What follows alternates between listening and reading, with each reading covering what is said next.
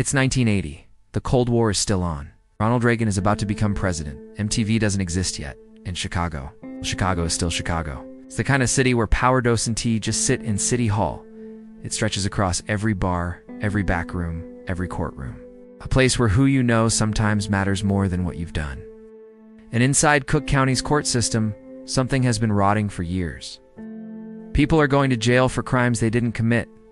Others are walking free after serious offenses. It's not because the evidence didn't hold up, but because someone slipped an envelope of cash to the right person at the right time. Judges are taking bribes. Lawyers are brokering dirty deals. Bailiffs are looking the other way. The court.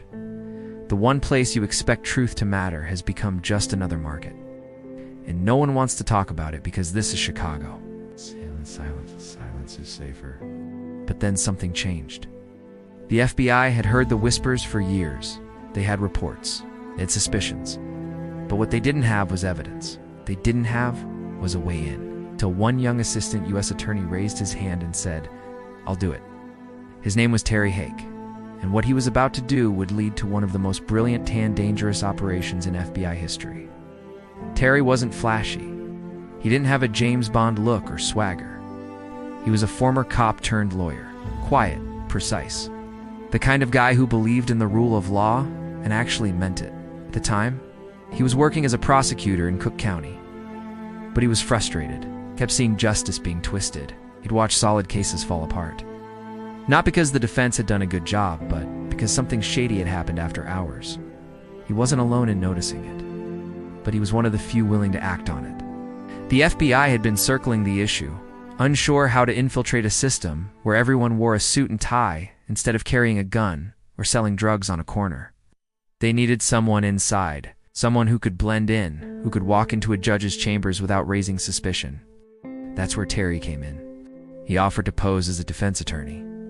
Not just any defense attorney, but a crooked one. One willing to pay off judges for favorable rulings. If it worked, he could help build a case that didn't just catch a few bad actors. It could take down the entire network. It was risky. This wasn't undercover work on the street. He'd be dealing with lawyers who had decades of experience, people who could smell a setup a mile away. If they figured him out, he'd be ruined, maybe worse. But he agreed, and just like that, Operation Greylord was born. The operation was massive. It wasn't just Terry wearing a wire. This was a full-scale infiltration. The FBI set up fake law offices, complete with real phone lines, fake clients, even planted files in the courthouse. Terry's new role was simple. Act like a defense lawyer who had a way of making things happen. Started taking on real cases, ones the FBI was secretly controlling. He started testing the waters with certain judges and clerks. At first, it was subtle. Small cash gift here, a suggestion there, just enough to see who'd take the bait. They took it.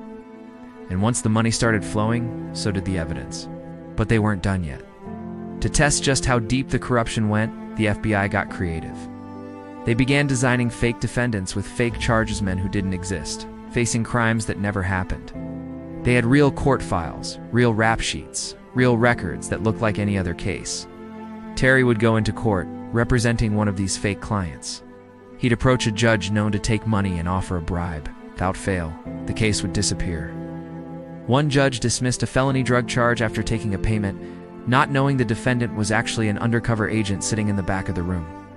Another judge let a man go free after being convinced the charges weren't serious again, not realizing the entire scenario had been crafted by the FBI from the start. These weren't slip-ups. These were deliberate abuses of power. Undercover work takes a toll on anyone. But pretending to be corrupt in a place where everyone else actually is that is a different kind of strain. Terry couldn't tell his friends, couldn't talk to his family. He had to watch his back every single day. He was walking into rooms where judges made decisions about people's futures and pretending to be someone who didn't care. He had to sit across from defense attorneys talking about rigging trials and nod along, knowing full well he was recording them for federal charges. He didn't sleep well. He got paranoid. He thought about quitting. But he didn't, because he knew the truth was worse than the risk. After 3 years of building the case, the FBI was ready. When it happened, it was unlike anything the justice system had ever seen. In 1983, federal agents moved fast. They arrested 92 people, judges, lawyers, prosecutors, clerks. Many were taken straight from the courthouse. TV crews captured the images, judges in handcuffs, bailiffs crying. Courtrooms shut down. Headlines ran across the country. It was the first time in modern history that a judicial system had been caught in mass corruption like this. Operation Greylord wasn't just a success, it was an earthquake. Of the 92 arrested, 15 were judges. Dozens were lawyers. Some had served for decades. They weren't rogue players, they were pillars of the court. They all fell. Operation Greylord changed everything. The legal world couldn't ignore the scandal. Across the country, other court systems began reviewing their practices. Judicial oversight became a priority. Ethics boards were created or strengthened. In Illinois, the way judges were evaluated and disciplined went through a complete overhaul. Law schools added new focus on legal ethics. Bar associations rewrote their codes of conduct. And most importantly, the public began to look at the justice system with a more critical eye, not to tear it down, but to hold it accountable. But not everything was fixed. Some who were caught in the operation only served short sentences. A few got off with fines or were disbarred quietly. Though the system changed, many of the same political forces remained in play. Terry Hake, meanwhile, disappeared from public view. He lived under a different name, worked in federal law enforcement for years after, always keeping a low profile. It wasn't until decades later that he publicly told his story. Even now, some in the legal world don't speak his name, but others see him for what he was. Someone who walked into a broken system not to play the game but to expose it. Greylord wasn't about one man or one city. It was about what happens when trust is broken at the highest level, when the people we rely on to keep the rules are the ones bending them. And it's a warning.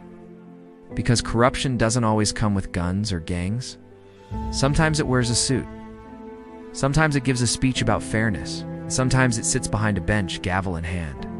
But the operation also showed what's possible. Even in a system built on silence, someone can speak up.